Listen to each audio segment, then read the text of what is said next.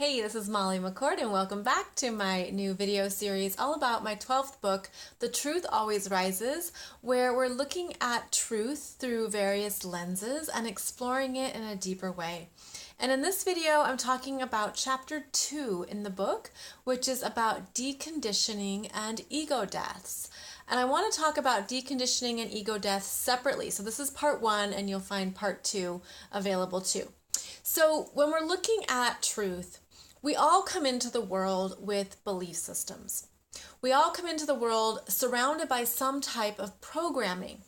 That is as simple as gender, it is societal, it is cultural, political, spiritual. It's what your family believes. It's what you were taught as you were growing up. And we all have that at some capacity and some level. Just simply by being here, we're surrounded by belief systems. But as you're going on your path, on your life, you may start to feel a discomfort or a struggle with what has been assumed or what belief systems have been handed to you, given down to you, passed along. Because they were coming from your early childhood or from your family.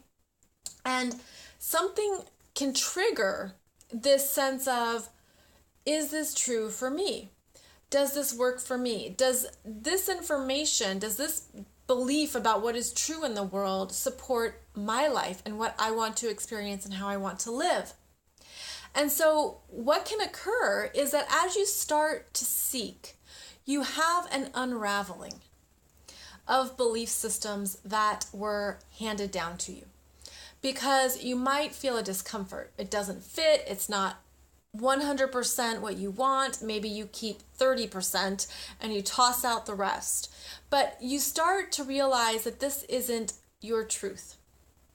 And that is the deconditioning process, where you start questioning, well, this is what I was conditioned or programmed to believe that was true.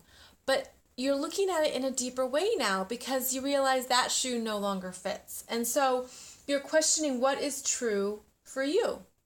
And what often happens is that as you're deconditioning, and this can be very conscious, or it can be unconscious. It can be just those questions you have that you're playing with, or you're collecting information as you read, as you travel, as you talk to people, as you look online. You're starting to find more information. You see more ways that other people understand the world or what truth means to them. All of that starts to open up. But what can also happen is that you have a void. Okay, and sometimes what's really great about this void, in fact, what's really great about the deconditioning process is that it's giving you the opportunity to choose. You choose. You're not just accepting what's been handed down or what you assumed to be true, but you're actively seeking and choosing. And this deconditioning process can be confusing. And you can look back and wonder, what was that about, or what was I learning? I think it's important to not go into judgment about whatever the early childhood or early family programming was. Instead, see it as an experience. See it as something neutral, where it was just one experience among countless ways to experience this world. But now you're actively choosing. You're actively choosing what fits for you. So deconditioning is something that not everyone does, of course, but I feel like it has the ability to really tune you in to more of you and what matters to you and who you are and what you value and what has meaning and what do you want in life and why. All big questions. Not answered overnight, all big stuff. But I think it's also an exciting time when you're in the deconditioning because it's very exploratory. And in this day and age, so much is available online, in books, through classes, through teachings. I mean, we can find so many different ways to explore what does resonate and what does fit for us.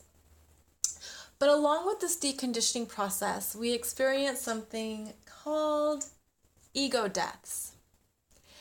And I'm going to talk about that in the next video because ego deaths are actually really important, and it's not the death that you probably think it is. So I hope you'll meet me over in that part 2 video where I talk more about ego deaths and why they are actually a wonderful gift in disguise.